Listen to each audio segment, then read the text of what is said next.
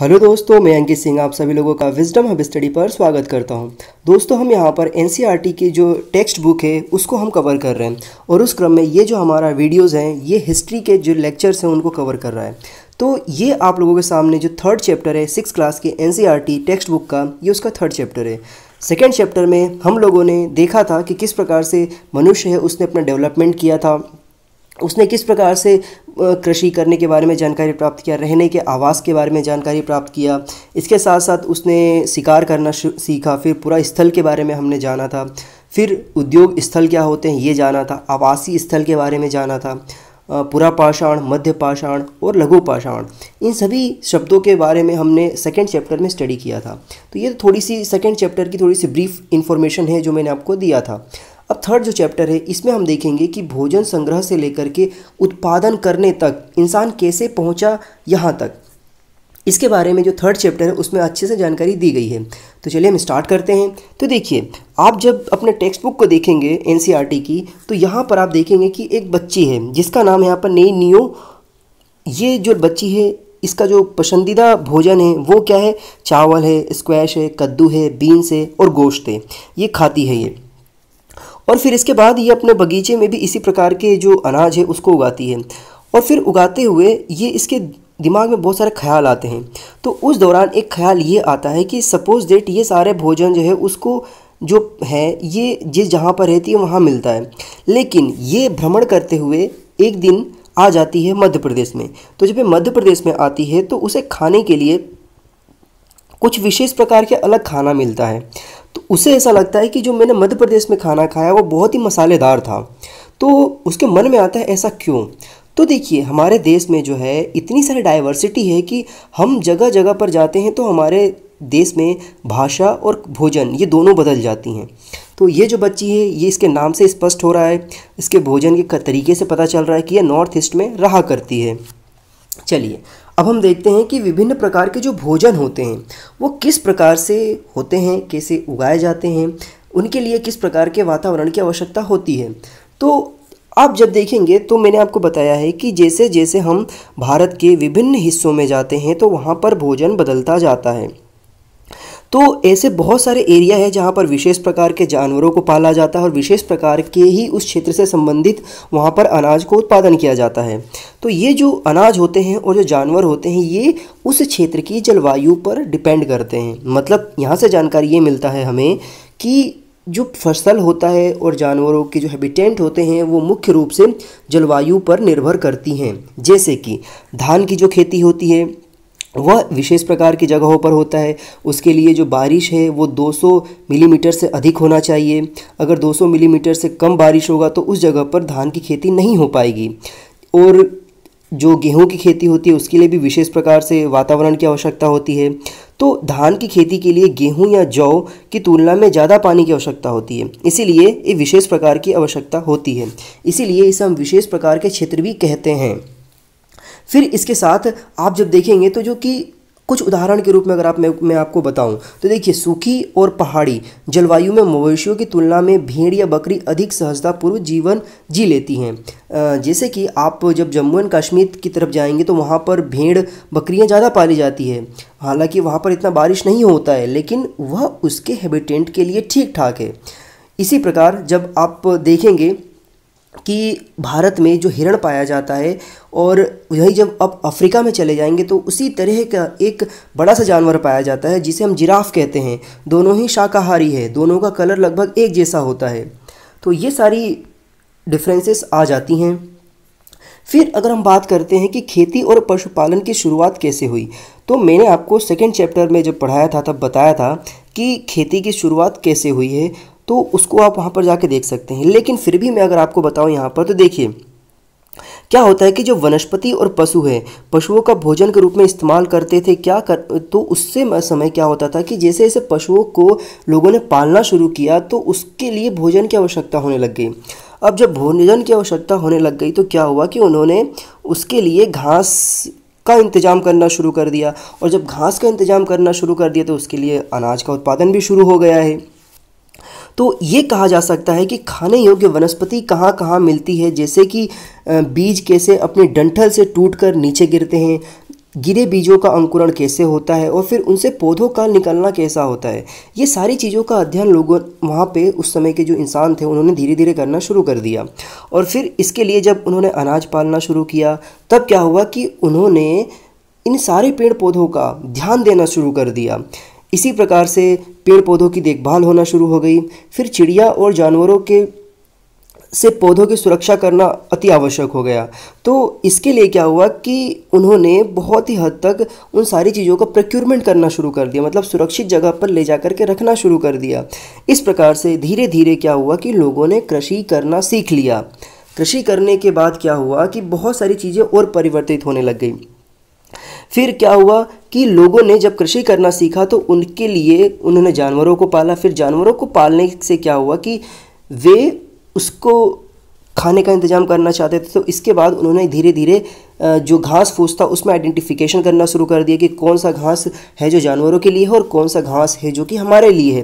तो एक तरीके से जो देखा जाए तो जब मैं आपको बताऊंगा कि जो धान है मतलब पैडी है, और जो वीट है मतलब गेहूँ है, और इसके बाद तो बारले है मतलब यहाँ पर जौ है, ये तीनों ही एक प्रकार के घास थे।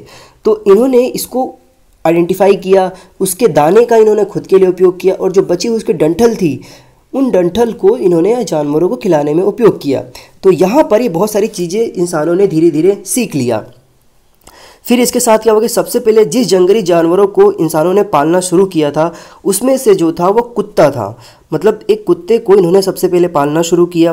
फिर धीरे धीरे जो लोग थे उन्होंने भेड़ को पाला, बकरी, गाय, सूअर जैसे विभिन्न प्रकार के जानवरों को उन्होंने पालना शुरू कर दिया। फिर इसके साथ साथ इन सभी जानवरों को जब उन्होंने पाला तो उन्हें बहुत सारी उत्सुकता हुई देख करके कि ये जो जानवर थे वे उन लोगों के साथ एक फैमिलियर हो गए थे, उन्हें नुकसान नहीं पहुंचाते थे।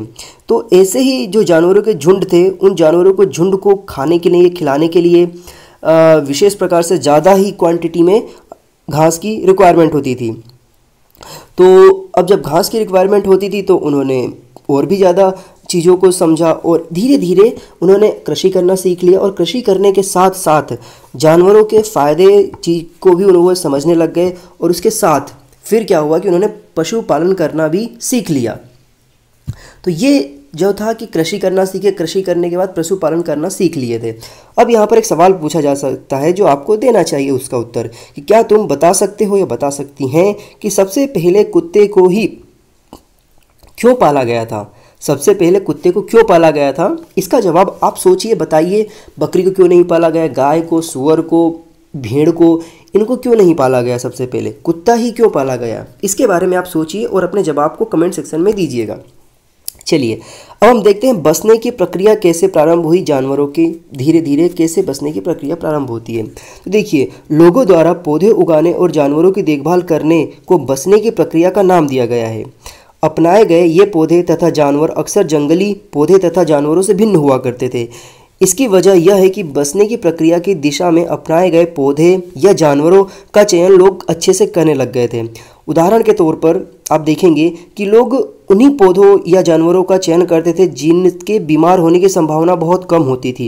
यही नहीं, लोग उन्हीं पौधों को चुनते थे जिनके बड़े दाने तथा अनाज पैदा होते थे, साथ ही जिसकी मजबूत डंठल अनाज के पके दानों के भार को सह सके। यह उसकी विशेषताएं होती थी जब लोगों ने कृषि करना और जानवरों को पालना शुरू किया था। ऐसे पौधों के बीजों को संभाल कर रखा जाता था ताकि फिर से उन्हें उगाने में सुरक्षित सुविधा महसूस हो सके। तो इसके साथ साथ इन्हीं जानवरों को आगे प्रजनन के लिए चुना भी जाता था, जैसे कि आमतौर पर जो अहिंसक हुआ करते थे, मतलब जो जानवर इंसानों पर अटैक नहीं करते थे, ऐसे ही जानवरों को वे पाला करते थे। इसलिए हम यह भी देखते हैं कि पाले गए जानवर तथा कृषि के लिए अपनाए गए पौधे जंगली जानवरों तथा पौधों के धीरे धीरे भिन्न होते थे। फिर मिसाल के तौर पर आप देख सकते हैं कि जो जंगली जानवरों की तुलना में जो पालतू जानवर होते हैं उनके दांत और सींग छोटे होते हैं। तो कुत्ते को क्यों पाला गया, सबसे पहले आपको जवाब मिल गया होगा कि उसके दांत छोटे होते हैं और वो हिंसक नहीं हुआ करता था, उसने इंसानों के साथ फैमिलियर बर्ताव किया, इसलिए उसको यहाँ पर पालना शुरू किया गया। फिर यहाँ पर आप देखेंगे कि यहाँ पर एक दांत रखा हुआ है, 2 दांत हैं यहाँ पर भिन्न भिन्न साइज में। तो आप बताइए इसमें से कि कौन सा दांत पालतू जानवर का हो सकता है, मतलब पालतू सूअर का हो सकता है, और कौन सा जो दांत है वो जंगली सूअर का हो सकता है। चलिए आप इसको बताइए, बड़ा वाला किसका है और छोटा वाला किसका है। फिर यहाँ पर हमने पिछले चैप्टर में भी पढ़ा था कि बसने की जो प्रक्रिया है वो लगभग धीरे धीरे प्रारंभ हुई और 12,000 साल पहले शुरू हुई। 12,000 साल पहले शुरू होने का मैंने रीज़न बताया था कि 12,000 वर्ष पहले क्या हुआ था कि पर्यावरण में बदलाव आना शुरू हो गया था और घास जमने लग गए थे, घास उगने लग गए थे। इसीलिए यहाँ पर बसने की प्रक्रिया को नाम दिया गया है। कृषि के लिए अपनाई गई सबसे प्राचीन फसलों में से अगर हम बात करें तो जौ को माना जाता है। उसी का सबसे पहले पालतू जानवरों के रूप में कुत्ते को यहाँ पर माना जाता है। फिर इसके बाद भेड़ बकरी का क्रम आता है। तो ये जो मैंने क्रम बताया है ना कि सबसे पहले उगाया कौन सा अनाज गया था, तो बारले को, जौ को उगाया गया था और सबसे पहले कुत्ते को पाला गया था। तो ये आप इसे बहुत ही अच्छे तरीके से 10 बार बोल के याद कर लीजिए, क्योंकि ये जो सवाल है ना ये किसी भी एग्ज़ाम में पूछा जा सकता है, चाहे बच्चे 6 क्लास में हो या फिर आप किसी भी कॉम्पिटिटिव एग्ज़ाम की तैयारी कर रहे हैं तो ये सवाल आपसे पूछा जा सकता है। अब देखिए, अब हम बात करते हैं कि एक नवीन जीवन शैली, तो एक नवीन जीवन शैली किस प्रकार से आई फिर आगे बढ़ करके। तो देखिए यहाँ पर हमने ये भी देख लिया कि हमने पौधों को लगा लिया, फिर पौधे को लगाने के बाद हमने ये भी देख लिया कि वे पौधे बड़े हुए। कुछ दिन बाद, कुछ महीनों बाद, कुछ साल के बाद क्या हुआ कि ये पौधे डेवलप होने लग गए और धीरे धीरे इन्होंने अनाज का रूप ले लिया। तो क्या हुआ कि जब छोटे से एक बीज को बोया गया तो उस बीज को बोने से लेकर के उसके अनाज बनने तक की प्रक्रिया में बहुत सारी धीरे धीरे बीच में प्रोसेस आए। जैसे कि बीज बोने के बाद फसलों को बोया गया, फिर फसलों को बोने के बाद उसकी देखभाल की गई, फिर देखभाल करने के बाद उसमें जो खरपतवार आया करते थे उन खरपतवार को भी नष्ट किया गया, फिर फसल के पकने का इंतज़ार किया गया, फिर फसलों की सिंचाई का ध्यान दिया गया, फिर जानवरों से, चिड़ियों से उनको सुरक्षा प्रदान की गई और इसके बाद फसल को काटा गया। तो इन सारी प्रक्रियाओं में क्या हुआ कि लोगों को एक जगह पर टिकना पड़ा, मतलब सेटलमेंट करना पड़ा। और ये सेटलमेंट आवश्यक हो गया था क्योंकि जब वो इंतज़ार करेंगे, ये सारी प्रक्रियाओं को पूरी करेंगे, तभी जा कर के अनाज उनके हाथ में आएगी। तो इन्हीं क्रम में क्या हुआ कि अनाज को बोने से लेकर के अनाज को उत्पादन करने तक ये सारी प्रक्रियाएं चलती रही। इसी बीच क्या हुआ कि जब अनाज पक गया तो उनको अगले सीज़न में फिर से बोने के लिए उसका प्रोक्योरमेंट करना पड़ा, उसको यहाँ पर सुरक्षित रखना भी पड़ा और कुछ अनाजों को यहाँ पर खुद के भोजन के रूप में भी इस्तेमाल करना पड़ा। तो अब क्या हुआ कि जब अनाजों को यहाँ पर सुरक्षित रखने की बात आई तो यहाँ पर उन्होंने बर्तन के बारे में सोचा। फिर मतलब बर्तन को यहाँ पर उन्होंने बनाना शुरू किया। बर्तन मिट्टी के बनाए, बर्तन में उन्होंने फिर सुरक्षित रखा, उसको गड्ढे में कर करके उसको अच्छे तरीके से प्रोक्योरमेंट करना सीखा। तो ये सारी चीज़ें उनको करने के बाद बहुत सारी चीज़ें सीखने को मिली। फिर क्या हुआ कि जानवर जो थे वो चलते फिरते खाद्य भंडार हुआ करते थे। वो कैसे हुआ करते थे? तो देखिए, जानवर बच्चे दिया करते थे जिससे उनकी संख्या बढ़ती गई। अगर जानवरों को भी देखभाल की जाए तो उनकी संख्या धीरे धीरे बढ़ने लगी और जो जानवर थे वे दूध भी देते थे और इसके साथ साथ वे भोजन के अच्छा स्रोत हुआ करते थे क्योंकि जो दूध था वो डेली दिया करते थे वो। इसी प्रकार से जो जानवर थे उनके मांस का भी उपयोग किया जाता था, तो उसको एक तरीके से चलता फिरता जो है खाद्य भंडार के रूप में माना गया। दूसरे शब्दों में अगर हम कहें तो पशुपालन के भंडारण का एक अच्छा तरीका था। फिर क्या हुआ, अब यहाँ पर कुछ सवाल हैं जिसके आप जवाब देने की फिर से कोशिश करिए कि भोजन के अतिरिक्त जानवरों को और क्या क्या मिल सकता था। मतलब एक जो जानवर है उससे दूध मिलता था, मांस मिलता था जो कि भोजन के रूप में इस्तेमाल किया जाता था। इसके अलावा और क्या जानवर दे सकते थे? आज जानवरों का उपयोग किस कार्य के लिए किया जाता है? इन 2 सवालों के जवाब आप अपने कमेंट सेक्शन में ज़रूर दीजिएगा। फिर यहाँ पर आता है कि आरंभिक कृषि और पशुपालकों के बारे में पता कैसे करें हम। तो जो आज के वर्तमान 2020 में आए हैं तो उससे पहले कि जो कृषक वर्ग था वो किस प्रकार का था और उन्होंने पशुपालन कैसे प्रारंभ किया, इसके बारे में अगर हम पता करें, हमें साक्ष्य की बात करें तो हमने एक मैप देखा है जो कि मानचित्र 2 है। उसमें क्या हुआ कि जब आप देखते हैं तो आपको बहुत सारी जानकारी इसमें मिलती है। तो हमें क्या क्या जानकारी मिलती है इसमें? तो देखिए, जानकारी हमें ये मिलती है यहाँ पर कि जो भारत का जो पूर्वोत्तर हिस्सा या फिर पश्चिमोत्तर हिस्सा है, इन दोनों में अलग अलग जगह पर अलग अलग समय में यहाँ पर कृषक वर्ग के और पशुपालन के साक्ष्य मिलते हैं। तो हम बात करते हैं पश्चिमोत्तर हिस्से की। तो पश्चिमोत्तर हिस्से की हम जब बात करते हैं तो भारत का जो जम्मू और कश्मीर का जो हिस्सा आता है ये आता है भारत का पश्चिमोत्तर हिस्सा। तो यहाँ पे क्या हुआ कि यहाँ पर आधुनिक कश्मीर में अगर हम देखें तो और इसके पूर्वी और दक्षिणी भारत में देखें तो यहाँ पर 3 अलग अलग हिस्से बनते हैं जहाँ पर हमें कृषि के और इसके साथ साथ यहाँ पर पशुपालन के दोनों के साक्ष्य मिलते हैं। वो कैसे मिलते हैं? तो देखिए यहाँ पर कृषकों और पशुपालकों की बस्तियाँ थी। इन बस्तियों की खुदाई जब की गई तो यहाँ के वैज्ञानिकों ने बहुत सारे साक्ष्य जुटाए। इन साक्ष्य में क्या था? इन साक्ष्य में देखेंगे तो यहाँ पर जो जानवर थे उन जानवरों की हड्डियों के नमूने प्राप्त हुए, और उन हड्डियों के जब नमूने प्राप्त हुए तो वहाँ से और भी सारी जानकारी मिलती है। जैसे यहाँ से जो अनाज था, अनाज के जले हुए डंठल्स प्राप्त हुए, फिर अनाज के दाने प्राप्त हुए हैं। इस प्रकार से ऐसी बहुत सारी जानकारियाँ प्राप्त हुई जिसके माध्यम से जो पुरातात्विक थे और वैज्ञानिक थे उन्होंने यह निष्कर्ष निकाला कि यहाँ पर ज़रूर यहाँ पर पशुपालन किया गया होगा और कृषक वर्ग रहा होगा, क्योंकि कृषक वर्ग रहेगा तभी पशुपालन करेगा। तो आप इसका जो डायग्राम है अगर आप देखेंगे तो आपको यहाँ पर 3 जगह दिखाई देगा। एक दिखाई देगा आपको बुर्ज होम दिखाई देगा कश्मीर में, फिर आपको दूसरा दिखाई देगा कि दाओ जली हेडिंग दिखाई देगा, फिर आपको यहाँ पर देखेंगे तो पय्यम पल्ली दिखाई देगा, फिर यहाँ पर महागढ़ा दिखाई देगा, फिर कोल्डी हवा दिखाई देगा, फिर हल्लूर दिखाई देगा, चिरान दिखाई देगा। ये सारे जो हिस्से हैं ये भारत के हैं और यहीं पर ये सारे के सारे साक्ष्य धीरे धीरे प्राप्त हुए हैं शोध के साथ। अब यहाँ पर एक आप सूची देख रहे हैं। इन सूचियों में जब आप देखेंगे तो कौन कौन से जगह है जहाँ पर आपको ये सारे अनाज प्राप्त हुए हैं। तो देखिए जो मेहरगढ़ है जो कि आज का पाकिस्तान है, तो जब हम मेहरगढ़ में देखते हैं तो मेहरगढ़ में आपको गेहूँ, जौ, भेड़, बकरी, मवेशी ये सारे यहाँ पर इसके मिलने के साक्ष्य प्राप्त होते हैं। फिर यहाँ पर जब आप देखेंगे कि कोल्डी हवा जो कि आधुनिक उत्तर प्रदेश में है, यहाँ पर क्या मिलता है? तो यहाँ पर आपको मिला है चावल, जानवरों की हड्डियाँ के टुकड़े, ये सब यहाँ पर प्राप्त हुए हैं। फिर यहाँ पर आप आ जाते हैं कि महागढ़ा में, तो महागढ़ा भी आधुनिक उत्तर प्रदेश में, यहाँ पर चावल, मवेशी प्राप्त हुए हैं। मिट्टी पर खुरों के निशान भी यहाँ पर प्राप्त हुए हैं। फिर आप गुफक्राल जो कि जम्मू कश्मीर में है, यहाँ पर गेहूं और दलहन प्राप्त हुए हैं। फिर यहाँ पर बुर्ज होम जो कि मैंने आपको बहुत डिटेल में पिछले चैप्टर में भी बताया है, यहाँ पर गेहूं, दलहन, कुत्ते, मवेशी, भैंस, भेड़, बकरी ये सब प्राप्त हुए हैं। फिर चिरांद जो कि आधुनिक बिहार में आता है, ये यहाँ पर क्या मिला है? तो यहाँ पर गेहूँ, हरे चने, जौ, भैंस, बैल मिला है। फिर यहाँ पर हल्लूर जो कि आधुनिक आंध्र प्रदेश में है, तो हल्लूर में क्या मिला है?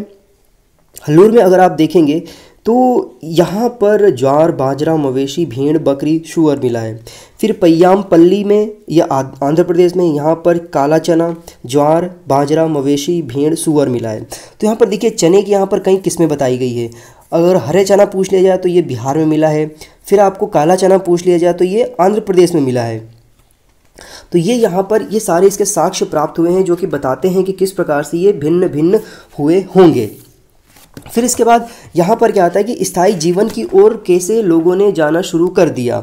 तो देखिए जब स्थायी जीवन की ओर हम बात करते हैं तो मैंने आपको बताया था कि यहाँ पर जो मनुष्य था उसने धीरे धीरे कृषि करना सीखा, फिर जानवरों की आवश्यकता हुई, फिर कृषि करते समय उसे महसूस हुआ कि उसको सुरक्षित रखने के लिए, उस कृषि के उत्पाद को प्राप्त करने के लिए उसे एक लंबे समय तक रहना पड़ेगा। तो उन सभी चीज़ों को सुरक्षित रखने के लिए उसने घर बनाना शुरू कर दिया, उसने झोपड़ी बनाना शुरू कर दिया। और जब झोपड़ी बनाना शुरू किया उसने तो उसे एक विशेष प्रकार का आइडिया आया, क्योंकि धीरे धीरे मौसम परिवर्तित होने लग गए थे, बारिश होने लग गई थी, ठंडी होने लग गई थी, गर्मी होने लग गई थी।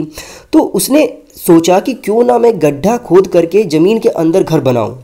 तो सबसे पहला जो उदाहरण मिलता है हमें वो मिलता है हमें बुर्ज होम में, जो कि वर्तमान का जो कश्मीर है।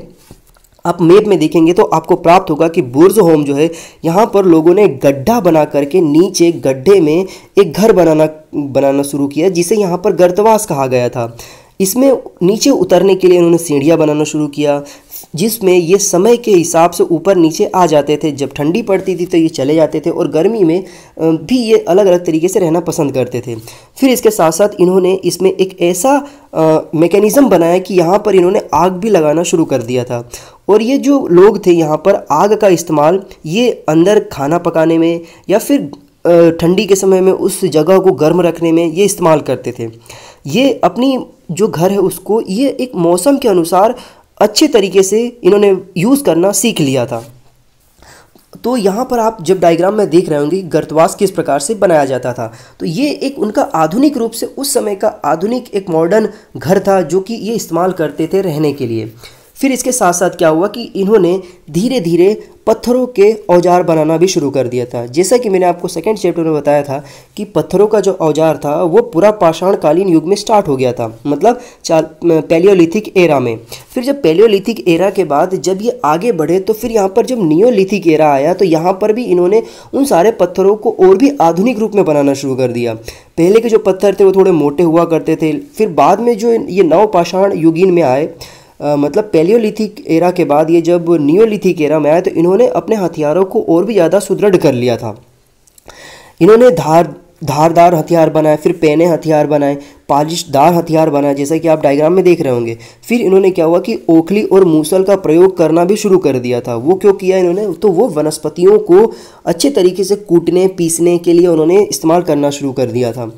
तो ये लगभग जो पत्थर थे ये कहाँ से इन्हें प्राप्त हुआ है, तो इसके बारे में भी जब जानकारी एकत्रित की जाती है तो ये एक प्रस्तर युगीन समय था। उस समय में ये हथियार जो थे इनके बारे में इन्हें बहुत ही अच्छी जानकारी थी, और इसके साथ साथ इन्होंने लकड़ियों का इस्तेमाल करना भी शुरू कर दिया था और हड्डियों का भी इस्तेमाल जो है वो शुरू कर दिया था हथियार के रूप में। फिर यहाँ पर क्या हुआ कि अब इन सभी चीज़ों के बाद धीरे धीरे इन्होंने घर बना लिया, हथियार को और सुदृढ़ कर लिया। फिर इन्होंने आविष्कार किया बर्तनों का। तो बर्तन का आविष्कार कैसे किया इन्होंने, तो धीरे धीरे जो लोग थे वे लोग खाना पकाने के लिए बहुत सारे चीज़ों का शोध करने लगे कि खाना कैसे पकाया जाए। आग भी ढूंढ लिया। अब आग को ढूंढने के बाद क्या होगा कि उस खाना को पकाने के लिए कोई ना कोई बर्तन तो चाहिए। तो उन्होंने मिट्टी के जो इस प्रकार के बर्तन हैं इसको इन्होंने बनाना शुरू किया, और फिर धीरे धीरे इसके साथ साथ उन्होंने चावल, गेहूँ, दलहन जैसे अनाज है इनका आहार के रूप में बहुत महत्वपूर्ण तरीके से उपयोग किया। फिर इसके बाद क्या हुआ कि इन्होंने अपने आप के शरीर को, तन को ढकने के लिए ज़रूरत पड़ी। तो पहले क्या था, ये पेड़ों के छाल से या फिर जानवरों के जो छाल है उनसे ये ढका करते थे। फिर इन्होंने धीरे धीरे और आगे बढ़ते गए समय में तो कपास को इन्होंने समझा, कपास के कपड़े बनाए, फिर उन कपड़ों से अपने शरीर को इन्होंने ढकना शुरू किया। तो यहाँ पे हमें एक ये निष्कर्ष निकलता है कि ये सारे के सारे जो कार्य हुए ना ये एक साथ नहीं हुए, ये एक बहुत ही सुदृढ़ तरीके से, बहुत ही सोच विचार करके धीरे धीरे परिवर्तन आया है इंसानों के सोच में। और इसी क्रम में जो यहाँ पे स्त्री पुरुष थे उन्होंने शिकार करना शुरू किया, भोजन संग्रह करना शुरू किया, ये सारे काम एक साथ धीरे किया इन्होंने। फिर खेती और पशुपालन के साथ साथ बहुत सारे मौसम के मुताबिक इनमें जो बदलाव आए उसके हिसाब से इन्होंने अपने जीविका को भी चलाना शुरू कर दिया था। फिर अब क्या हुआ कि अब यहाँ पे जब रहना शुरू होता है तो बहुत सारी परंपराएं जन्म लेने लग जाती हैं, बहुत सारे रीति रिवाज आ जाते हैं सामने। तो यहाँ पर पुरातत्वविद थे, इन्होंने बहुत ही स्टडी किया। स्टडी के बाद जानकारी ये प्राप्त किया कि विद्वानों ने ऐसे किसानों को अध्ययन किया जो कि प्रायः कृषक वर्ग और पशुपालक समूह में रहते थे, जिन्हें जनजाति कहा जाता था। तो सब यहाँ पर सवाल यह आता कि जनजाति किसे कहा जाता था, तो प्रायः वे लोग जो कि कृषक वर्ग थे और पशुपालक समूह थे उन्हें ही जनजाति कहा जाता था। फिर यहाँ पर अब जनजाति के बारे में जब हम स्टडी करते हैं तो हमें क्या जानकारी मिलती है, तो जब हम जनजाति के बारे में स्टडी करते हैं तो जनजाति के लोग वे लोग होते थे जो कि छोटी छोटी बस्तियों में रहा करते थे। ज़्यादातर परिवार एक दूसरे से संबंधित होते थे और इस तरह के परिवारों के समूह को मिलाकर के एक जनजाति का निर्माण होता था। मतलब छोटे छोटे समूह के लोग बस्ती में रहते थे और उन बस्तियों को मिलाकर के ही एक जनजाति समूह का निर्माण हो जाता था। फिर ये जो जनजाति के सदस्य हुआ करते थे ये शिकार करते थे, भोजन संग्रह करते थे, खेती करते थे, पशुपालन करते थे, मछली पकड़ने जैसे अन्य प्रकार के जो पेशे से ये लोग करते थे और अपनाते थे। यहाँ की जो महिलाएं थी वे खेती का सारा काम करती थी। इसमें ज़मीन तैयार करने, बीज बोना, पौधों की देखभाल करना, फसल काटने से लेकर के फसल की सफाई करना, ये सारा काम महिलाएं भी किया करती थी। और जो उनके बच्चे हुआ करते थे वे क्या करते थे, तो देखिए बच्चे पौधों की देखभाल किया करते थे, चिड़ियों और जानवरों को दूर भगाने का काम करते थे ताकि पौधा है उस पौधे में अच्छी फसल हो सके और पौधों को नुकसान ना हो। महिलाएं थी वे फसल दावकर अनाज को कूटने का, पीसने का काम करती थी। पुरुष आमतौर पर जो जानवरों का बड़ा समूह हुआ करता था, उन समूहों को चराने का कार्य करते थे। और जो छोटे बच्चे थे वे छोटे छोटे जानवरों के चराने का काम करते थे और उसको देखभाल करते थे। फिर जानवरों की अगर पाला गया है तो उनकी सफाई करने का काम, उनके दूध निकालने का काम स्त्री और पुरुष दोनों मिल कर के काम किया करते थे। यहाँ पर एक बात आ रही है कि हमने जो भी कार्य देखा उसमें ये जानकारी मिल रहा है कि स्त्री और पुरुष दोनों साथ मिलकर के काम किया करते थे, मतलब कोई विशेष प्रकार का भेदभाव नहीं था उस समय भी। फिर उसी तरह दोनों मिलकर के बर्तन बनाते थे, टोकरियां बुनते थे, औजारों तथा झोपड़ियों बनाने का भी काम दोनों साथ में मिलकर करते थे। इसके साथ साथ वे अपने इंटरटेनमेंट का भी पूरा ख्याल रखते थे, जैसे कि गाना, नाच, घरों की सजावट करना, ये सारे के सारे जो काम हैं वो साथ में मिलकर के किया करते थे। ये सारी जानकारी हमें मिलती है। फिर इसके साथ साथ इसमें ऐसा आता था कि कुछ लोग जो थे वो एक विशेष प्रकार के नेता भी हुआ करते थे। अब नेता कैसे होते थे तो देखिए, उनमें क्या था कि वे लोग जिनके पास एक अच्छा अनुभव होता था, जो वृद्ध व्यक्ति हो जाया करता था, या फिर एक ऐसा युवा जिसके पास बहुत ज़्यादा पावरफुल हो और लोगों की सुरक्षा कर सकता है, उन और जो पुरोहित वर्ग हुआ करते थे इनको नेता मान लिया जाता था। और ज़रूरी नहीं है यहाँ पर कि नेता बस पुरुषों को ही माना जाता था। कई साक्ष्य ऐसे भी मिलते हैं जहाँ पर वयस्क महिलाओं को भी उनके ज्ञान तथा अनुभव के आधार पर विशिष्ट सम्मान प्राप्त था। इसकी भी जानकारी यहाँ पर मिलती है। फिर यहाँ पर हमें देखने को मिलता है कि जो जनजाति हैं उनकी सांस्कृतिक परंपराएं बहुत ही समृद्ध तथा विशिष्ट हुआ करती थी। इनमें उनकी भाषाएं, संगीत, कहानियाँ तथा चित्रकारी भी शामिल है। उनमें अनेक देवी देवता होते थे, ये भी यहाँ पर साक्ष्य मिलता है। फिर जो जंगल था, जंगल, जमीन और घास के मैदान तथा पानी पूरे कुनबे की पूरी संपत्ति हुआ करती थी। मतलब जो जंगल है, जमीन है और घास है, इस पर किसी विशेष व्यक्ति का अधिकार नहीं होता था, उस पर सभी का उपयोग होता था, उपयोग करने के लिए अधिकार होता था। उपयोग सभी समान रूप से कर सकते थे। यहाँ पर कोई भी अमीर गरीब का कोई भेदभाव नहीं था। इसलिए जनजाति जो समाज था अन्य समाजों से भिन्न होते थे और अन्य समाजों के बारे में इनके लिए बहुत सारी जानकारी प्राप्त होती है, जो कि हम आगे के चैप्टर्स में पढ़ेंगे। तो ये तो जानकारी थी जनजाति समूह के बारे में कि किस प्रकार की उनमें विशेषताएं हुआ करती थी। अब हम आते हैं कि सूक्ष्म निरीक्षण करते हैं, जो कि मैंने आपको बताया था बहुत सारी चीज़ों के बारे में। तो यहाँ पर आप मैप में देखेंगे मेहरगढ़। जब आप मेहरगढ़ को देखेंगे तो यहाँ पे और भी जानकारी मिलेगी। मैंने आपको सेकेंड चैप्टर में भी इसके बारे में पढ़ाया था, तो थर्ड चैप्टर में फिर से थोड़ा सा इसका रिवीजन हो रहा है उसी सेम चीज़ का। तो मैं आपको थोड़ी सी ब्रीफ में बता करके इसको हम आगे बढ़ेंगे। तो देखिए मेहरगढ़, आप मैप में, बड़े से मैप में, पूरे वर्ल्ड के मैप में मेहरगढ़ को ढूंढिए। जब आप मेहरगढ़ को ढूंढेंगे तो यह आपको प्राप्त होगा पाकिस्तान के नज़दीक में, मतलब ये जो हिस्सा है ये आज के समय में ईरान में आ जाता है। तो ईरान में जब हम जाते हैं तो क्या होता है कि बोलन दर्रे के पास एक हरा भरा समतल स्थान है। मेहरगढ़ संभवतः वह ही स्थान माना जाता है जहां पर स्त्री पुरुषों ने इस इलाके में सबसे पहले जौ, गेहूं उगाना शुरू किया था और भेड़ बकरी पालना शुरू किया था। इसके साक्ष्य मिलते हैं। यहाँ खुदाई में सबसे पहले के स्तरों से पुरातत्वविदों ने क्या किया कि विभिन्न प्रकार के जानवरों की हड्डियाँ प्राप्त करी है। इसमें हिरण तथा सुअर जैसे जंगली जानवरों की हड्डियां मिलती है।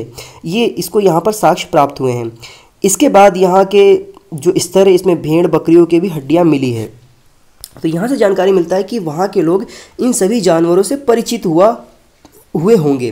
फिर क्या हुआ कि यहाँ पर इसके साथ साथ और जानकारी मिलती है। वो जानकारी ये मिलती है कि यहाँ के जो लोग थे मेहरगढ़ के, वे रहने के लिए एक विशेष प्रकार के घर का इस्तेमाल करते थे जो कि चौकोर तथा आयताकार हुआ करता था।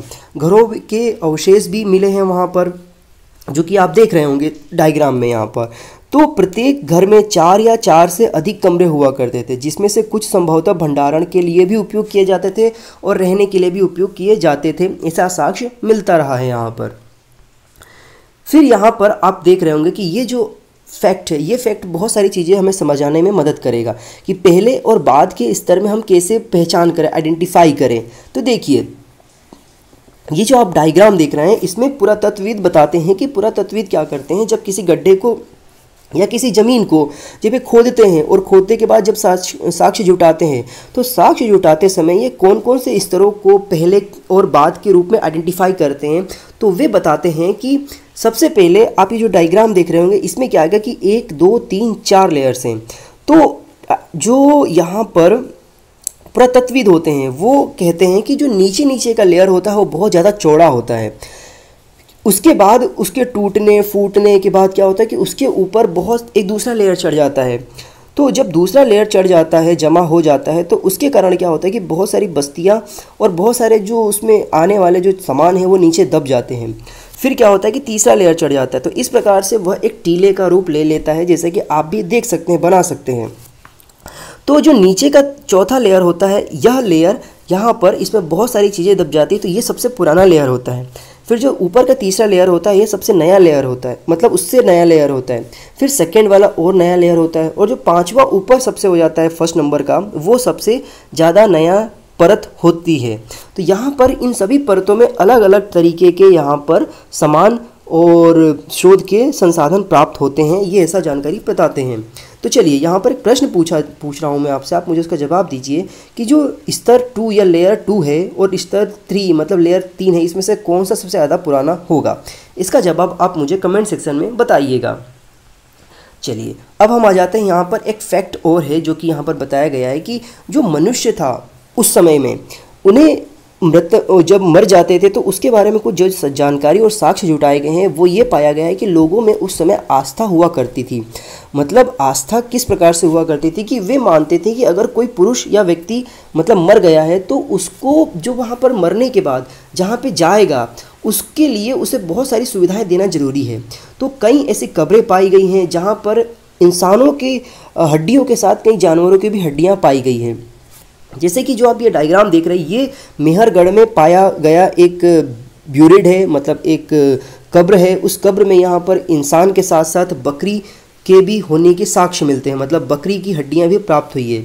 तो संभवतः उन लोगों का मानना होगा कि इसे परलोक में मृतक के खाने के लिए रखा गया होगा, ऐसा यहाँ पर इससे साक्ष्य जुटाए गए हैं। फिर यहाँ पर मैंने आपको बताया था कि जब आप मैप में देखेंगे तो मैप में आपको एक लोकेशन देखना है जिसका नाम है यहाँ पर दाओ जली हेडिंग। तो दाओ जली जो हेडिंग है ये पूर्वोत्तर भारत में आ जाता है। पूर्वोत्तर भारत में आ जाता है मतलब कहाँ पर आ जाता है? तो ये आप देखेंगे कि जो हमारा आसाम का हिस्सा है, त्रिपुरा का हिस्सा है, वहाँ पर ये आ जाता है।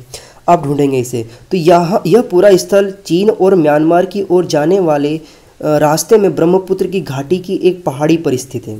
यहाँ खरल और मूसल जैसे पत्थरों के उपकरण मिलते हैं। अब खरल और मूसल कैसे होते हैं? तो देखिए, आपने अमूमन सिलबट्टा का नाम सुना होगा, जो कि हमारे गाँव में भी प्रचलित है, जहाँ पर मसाले को कूटने पीसने इन सब का इस्तेमाल किया जाता है। तो उसे खरल और मूसल कहा जाता है। ये बहुत मजबूत पत्थर होते हैं।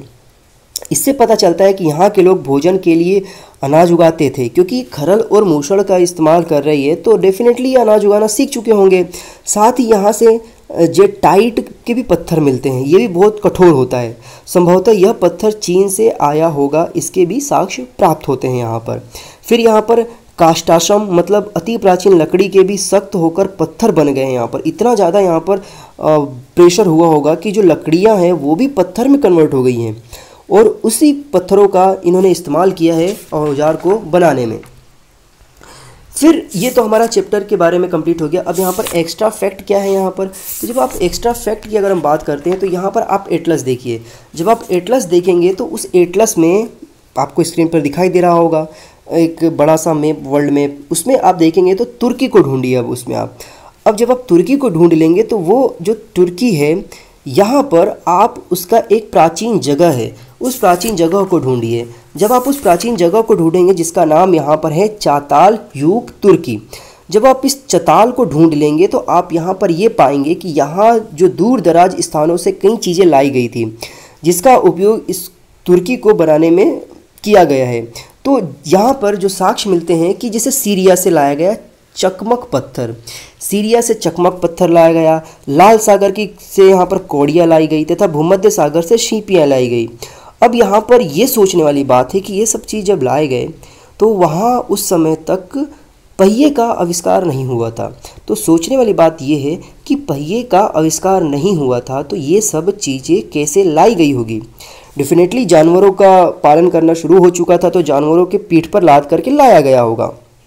तो ऐसे ही कई और भी चीज़ हैं जो कि आपको सोचने को मजबूर करेगा कि ऐसे कैसे यहाँ पर हम आज इतने मॉडर्न 21st सेंचुरी में आ चुके हैं और हमने बहुत सारी चीज़ें तकनीक के रूप में विकास कर दिया है।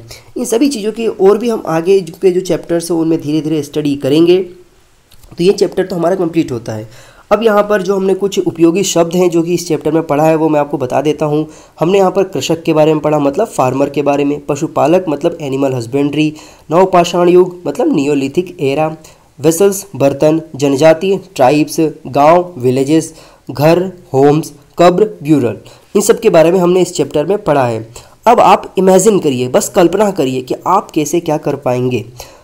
अगर तुम्हारे पास ज़मीन का एक छोटा सा टुकड़ा है तो तुम्हें उसमें कौन सी फसल उगाओगे, इसके साथ साथ बीज कहाँ से लेके आओगे, तुम उन्हें कैसे बोओगे, फिर पौधा जो उगेगा उसकी देखभाल तुम कैसे करोगे या करोगी, फिर कैसे यह समझोगे कि उस फसल को काटने लायक हुआ है या नहीं हुआ है।